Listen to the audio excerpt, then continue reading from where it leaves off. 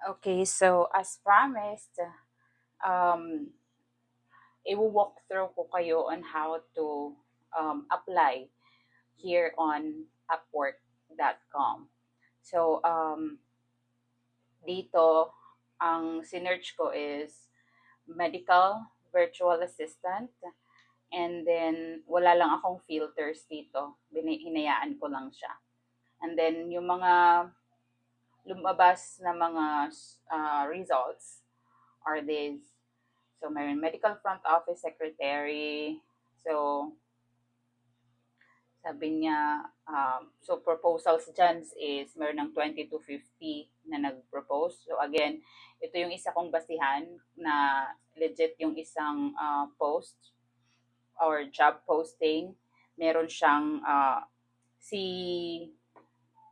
si client, meron na siyang mga stars. Meaning may mga nag-review na sa kanya, may spent and payment verified siya. So, this one, front office secretary, it's $9 to $20 ang kanyang allowance. So, uh, marami pa yan dyan iba. Marami pang iba dyan. Kasi, virtual assistant for medical office. So, again, focus ako doon sa pagiging medical virtual assistant kasi doon naman ako na magaling. So, doon ako nagpa-practice. Doon na-honed yung aking mga skills. So, para maging madali, yun nga, meron kang isang focus para mas ano mo, master yung craft. So, next is, pag halimbawa ito nagustuhan mo, for example, ito nagustuhan mo, i-click mo yan, lalabas ito na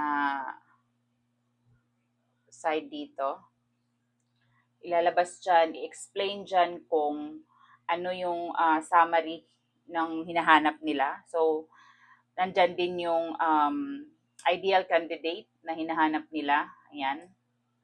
And responsibilities na gagampanan nung kanilang maha-hire. So, nandyan, titingnan mo ngayon kung kaya mo ba yung mga yon. May mga experiences ka ba the same with nakalista. And then, bababa ka dito, yan ang kanilang qualifications. Tingnan mo, oh. So again, this high school diploma or equivalent that is in the US, kaya associates or bachelor's degree preferred. So medical administration diploma is a plus but not required. So, but if you wanna try, even if you are yung K-12 graduate, so pwede ka dito mag-try. Kasi ito lang, at least 2 years of administrative experience in healthcare setting, preferably in mental health. And then, tech savvy, madali na lang ang mga yan. Strong understanding of HIPAA, compliance, and patient confidentiality. So, ito, kailangan mo din dito certified HIPAA, ano ka, agent, or kahit hindi, basta aralin mo yung HIPAA. Work schedule. This is a remote position with flexible hours. So if gusto mo na yan, check mo ngayon kung meron kang connects. So this one requires 16 connects. 16 connects. So ang available connects ko right now is 21. So pwede ako. Pwede ako mag-submit dyan. Yan, pwede ko siya apply now. Pwede ko din save muna. Tapos balikan ko na lang later. Click natin apply now since yan naman ang purpose ng video na to natin ngayon.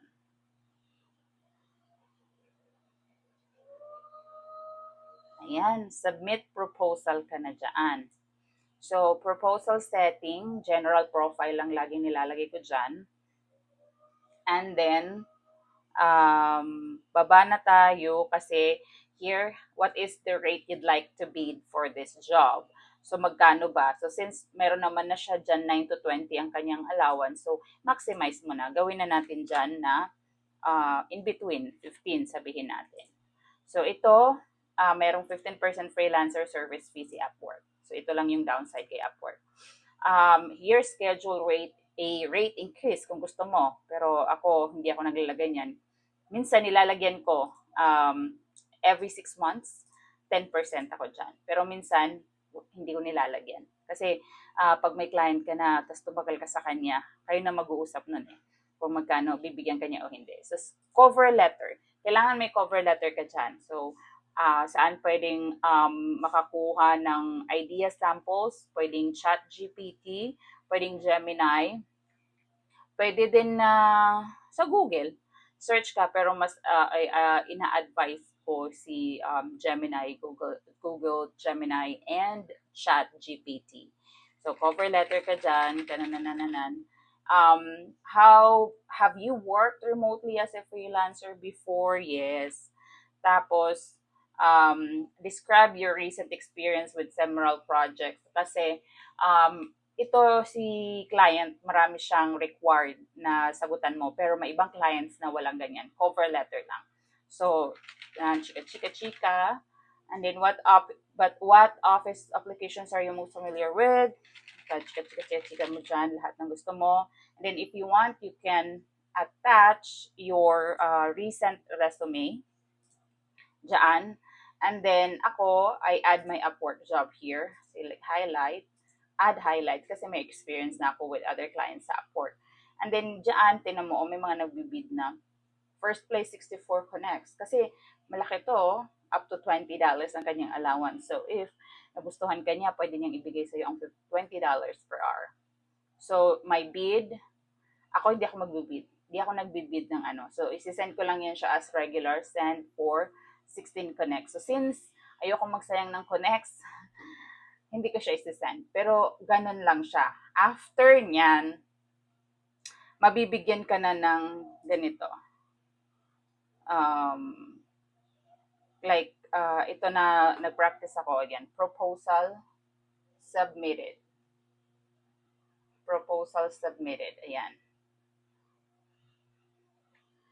Tapos, pag kagaya niya, nag-reply siya sa akin, nag-reply din ako sa kanya. Pag nagustuhan na niya ako, mag-offer na siya sa akin ng contract. And then, nasa akin kung i-accept ko siya or i-decline, and then, mag-start na yung contract. So, ganyan lang dito kay Upwork. Keys. So, balik ka ulit, and then kung mayroon ka pang ibang niche, pwede mo na